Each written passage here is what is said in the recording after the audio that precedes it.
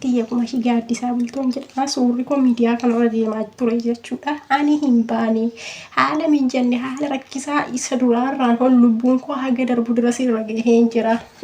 Har'a laata jettanii namoonni baay'een odeessaa jirtudha. Ani hin baane haala cinqii isa duraarraan hadda kan ta'e keessan jira. Akka waan gara qaamni dubartii wayii dhufe biiroorraan dhufe naan jette yeroo mana na baasanii. Akka waan gara biiroo nageessituutti fuutee mana obboleettii abbaa manaa isheen bira jiru sana nageessite.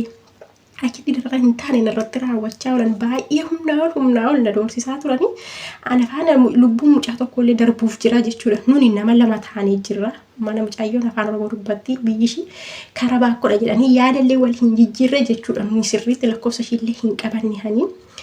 Baay'ee humnaa ol nu dararaa jiru. Mucayyoodhaan akkas jedhi raageessi jedhanii.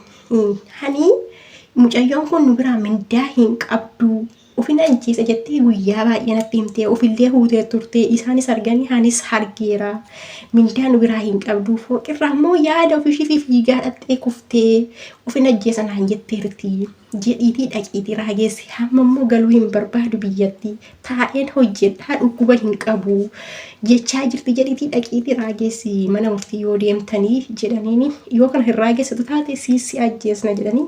Anaanis immoo jecha ishiin jettu kana dhugaadha jettee yoo hin fudhatu taatanii kan hin fudhatu taanaan insin ajjeesna jedhanii na doorsisaa jiru jechuudha. Ishee gubbaarra baasanii ana kilaasikotti deebisanii natti qollofanii. Iyyuufillee nan dadhabee jechuudha. Lama taanii hukkaamsanii qabanii makiina keessa na baasaniiti lama taanii akkasitti akkatti tokko akkatti naqabee akkatti mataa koofiyyu akkatti duubatti naqabee tokko harka koo qabee na harkisee manatti ol darbatanii barri duuba natti qollofanii mucayyoorra gara gubbaa baasanii.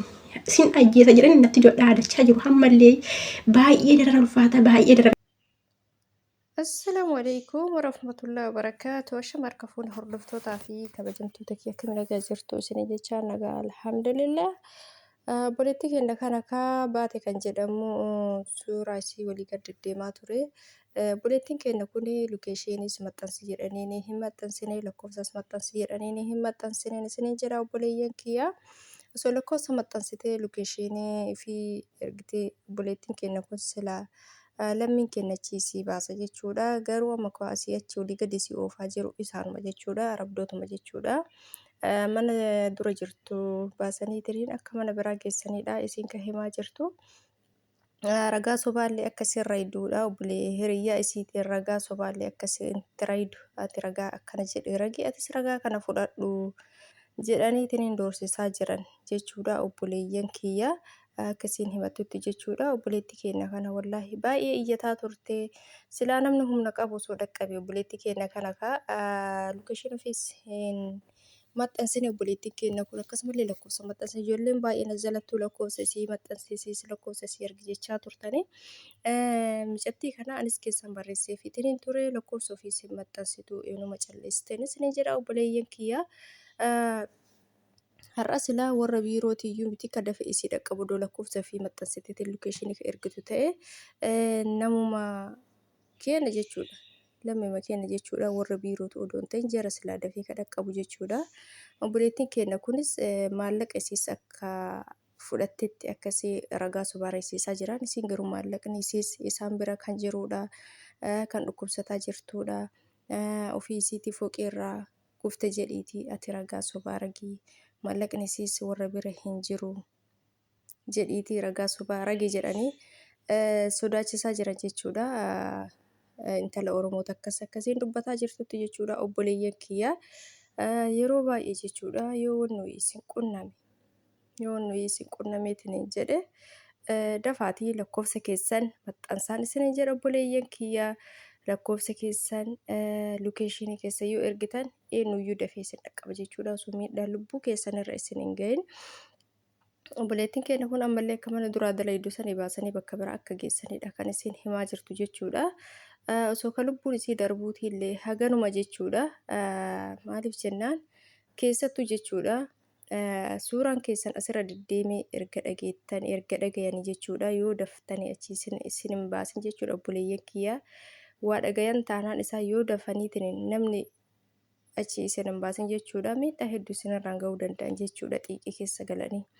Kanaaf obboleeyyan kiyya dursitanii nama qopheeffattanii ulaagaa isin barbaachisu fixattanii gabbaatanii viidiyoo yeroo hojjettanii jettan miidhamaa jiraan dhaqqabaa jettanii gaafa viidiyoo hojjettan san lokeeshinii keessan lakkoofsa keessan namatti ergachuu qabdan jechuudha. Namatti ergachuu qabdanii achi booda immoo jalaan fursosii kana eega fixattanii booda viidiyoo keessan sanis yoo argan lokeeshiniin lakkoofsi keessan nama bira ga'ee jira waan ta'eef lokeeshiniin nama dhaqqabeetiin hin jiraate humaa isin gochuu hin danda'an jechuudha. Hin sodaatanii. Garuu immoo oduu tokko fursosii wayii hin maxxansin isin fursosii ittiin isin dhaqqabu wayii safara isin jirtan ittiin isin beekan wayii oduu isin namaaf hin ergin jedhiftanii tuma boottanii akkanaa na godhan jettanii gaafa isin boottanii jettan jechuudha. Isaan gaafa viidiyoo keessan kana argan miidhaa isinirraan ga'uu danda'an jechuudha.